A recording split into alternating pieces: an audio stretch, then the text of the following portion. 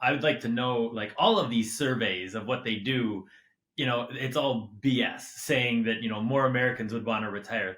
That's every American on the planet would want to retire early. Now, is that realistic? No. Like, do most people realize that that's probably not going to happen? Because most, I feel like, either one, the ones that I encounter or talk to, they don't want to retire. They want to change what they do when they retire. Like, they might retire from something, but they want to go into something else. So they're not fully retiring. And two, some majority of them just can't. Like, they didn't have an opportunity to save, or they had other issues or things like that. So they're going to have to work much further into retirement than they originally anticipated. What All about right. your Well, weeks? welcome everybody to the Half Truth, where we dig into a few articles to give you the full truth behind the half truth. If that makes any sense whatsoever. So today we just have a quick kind of two articles for you because the news media has been dominated by AI and the such, so we kind of want to stray away from that a little bit. But yeah, welcome, Justin. Why don't you kick us off with yours? Yeah, perfect. So my article is more Americans think they can retire with less money by claiming Social Security early, and then can they? Question mark. So it kind of dives into, what where you are in your, cycle of life. Are you coming near retirement? Should you start taking Social Security early? There's always going to be a bunch of articles around this. Ones that say you should, ones that say you shouldn't, the reasons why. And what I'm going to add to this is that while every situation is dependent upon the person themselves, it's not just a universal thing for everybody. I think what's important to take away from this article is that first and foremost, in about 9 years, Social Security is going to run out. Now, what does that mean? Does that mean that in 9 years everybody is going to stop getting a paycheck? That's not correct at all. You will still be getting your paychecks from Social Security. However, when it does run out, it's not a matter of if, it's a matter of when. And the early projections right now are in about 9 years. So Congress is going to have to figure something out. They're going to have to act. They're going to have to make some sort of decision when this actually happens. So in the near term, what's important here is you can look at this one of two ways, which is the original way of, do I take it now? Do I take it later? Well, if you do end up taking it, if you do extend out a little bit or wait a little bit of time to take Social Security, each year that you wait beyond retirement age, you're going to get an 8% increase in your payout. So, with that being said, what's probably going to happen when the Social Security fund does run out is everybody will still be getting their checks. However, everyone will end up taking a haircut. Now, what that percentage is up for debate, but I would probably anticipate about a 20% haircut that anybody that's on Social Security or anybody that will be going on Social Security in about throughout the next 9 years should expect some sort of 10 to 20% haircut in what they take. I think we got to go back to the root of the problem with the article of one, Social Security has been out of money for a while now. It's not that it's going to run out. We are not funding it to, it's like a 50-50 now by, in that 9 year target, it's going to be funded all by the government, not enough taxpayer money, that type of stuff. But on the flip Right. side of things, I mean, as the millennials is a big population, it should be there to contribute into it. Like, there should be enough people contributing into it to supplement for all the baby boomers that are retiring. But a lot of millennials are doing their own business, all that type of stuff. So there is a shortfall in the funding. But beyond all that, I would like to know, like, all of these surveys of what they do, it's all BS saying that, more Americans would want to retire.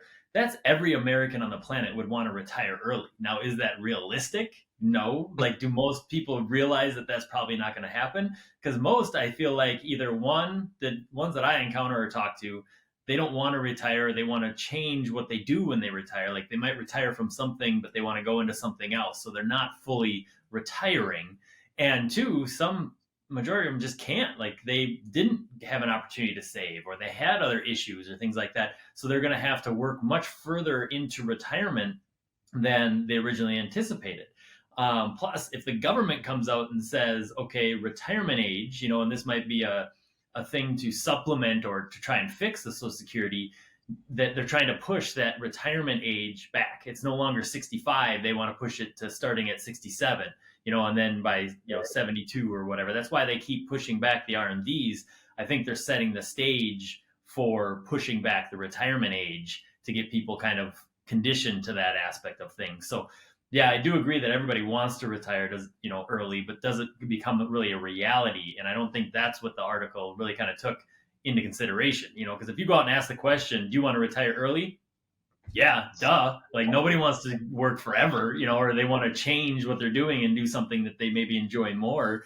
So of course that's going to be the answer, that more and more Americans want to retire early because, our economy's gone to shit, everything's gone to shit. So, but I just think that's kind of the bigger issue in that article than anything, that it's just a biased sentiment. And that's a lot of these that we see of where they're asking opinions and giving facts and stats of stuff. Yeah, no, I agree. So, I mean, that was my article, and I obviously, Patrick, your insights on it are spot on in my opinion as well. So, Well, mine is kind of it's a nuanced article that stems to a bigger deal. A firm that serves kids with autism grew until it had 265 clients. Then private equity took over. And the article goes into talking about the negative aspects of private equity because they blame, there was mistreatment of kids, poor management, all that type of stuff after private equity took over. Whether that's the case or not, it's lawsuits going into the situation and stuff like that. But kind of bigger picture of that is private equity is decimating our entire world. They did it with the Airbnbs, the rental properties. They came in and they were buying single family homes. Now that blew up. They're buying dental practices. They're buying veterinarian practices. They're buying pharmacies. They're buying autism, like anything that they see as a cash cow and that just is generating a lot of revenue, they're going to come in and buy. Steve Mnuchin, just private equity firm, just went and bought a bank. He wants to buy TikTok. Like private equity is going to come in and dominate. And more so than not, I would say their track record of turning around a business is worse than it is them performing well. So, I mean, another one, I got a client that's his firm, his dog daycare, is getting bought out by a private equity firm. Like private equity is yep. just coming out of the woodwork with cash and buying all of these businesses. And small businesses are 90% of our economy, our operation. If we turn that around and private equity now owns everything, quality of service is going to go down. Options are going to go down. Like they're just going to destroy our economy because they're trying to maximize profits. It's no longer worrying about the little guy, no longer worrying about, what kind of service they're providing. It's all going to be about maximizing profits. And this could be a 10, 15, 20-year, thing that's unfolding that we're not going to see, or, most people are not going to even anticipate. But I think it's just something to keep an eye on and watch out for, that this is, if it was just that article, just that one thing, not a big deal other than their mistreatment, that's a different issue. But it's happening across the economy, and that's scary to me, that they're coming in with such dominance in so many different sectors.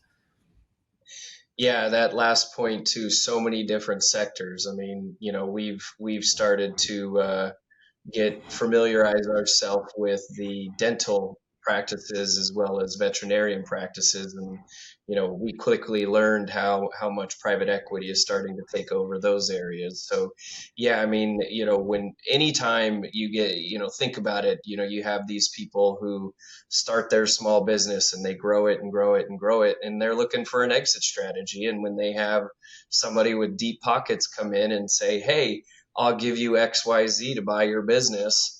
And, the person that built that business is going to get a nice payday. Now, how does that translate to your point of customer service and, that business continuing to keep the the stature in which it had been for so long, it drops off immediately. Anytime you have somebody that comes in that's a big firm that's got deep pockets, we've noticed this in our, in the other sides of our business where it usually never works out. And it's sad because I know some of us look for that big payday in their retirements when they built their business and they don't care, they can walk away from it at all. But I think it speaks to a deeper matter in that, I think it's important for people to really do some research and homework if you want to sell your business, and maybe not selling to somebody that's just going to, basically, you know,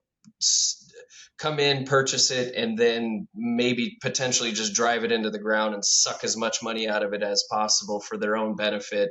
Meanwhile, all of those employees and all of those customers are hurt in the in that time frame, and it's not fun. Right.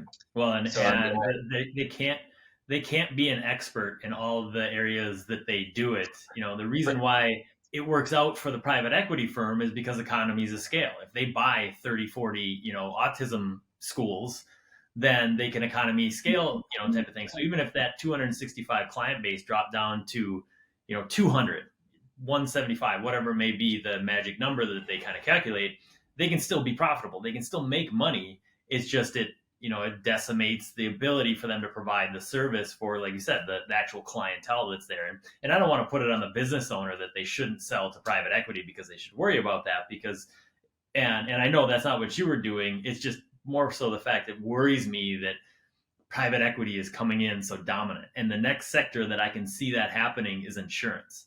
Insurance has gone through the roof for insuring commercial properties, all that type of stuff.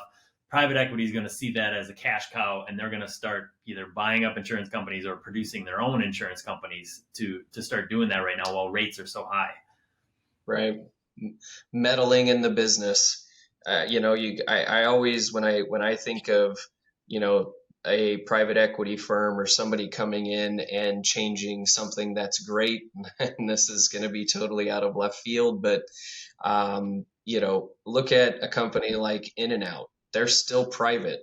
If they would have sold the owners of In-N-Out could make tons and tons, loads of money getting rid of their selling to some private equity firm or some Jack in the Box or something like that. But what would that do? It would probably, all of those of us who love In-N-Out, within a year or two would probably not like it anymore. So, it does pay to, like to Patrick's point, yes, I'm not advocating that, a business owner who's built and worked their whole life, shouldn't sell their business. I think it's like you said, Patrick, just having some of these people going into sectors that really they have no needs being in at all. And they're just doing it to make their investors a bunch of money. Meanwhile, they're hurting all these other businesses, clients, employees, that kind of stuff. Yeah.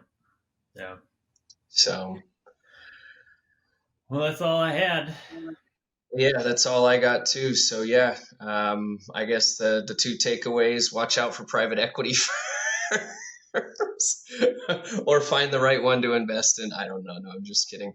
And then yeah, like Patrick's point, there's always these articles. They can be very misleading in what they're trying to say. And yes, of course, to my article, you ask anybody, they want to retire early. I would like to retire early. I know you would like to retire early. I'm going to retire early. That's my plan.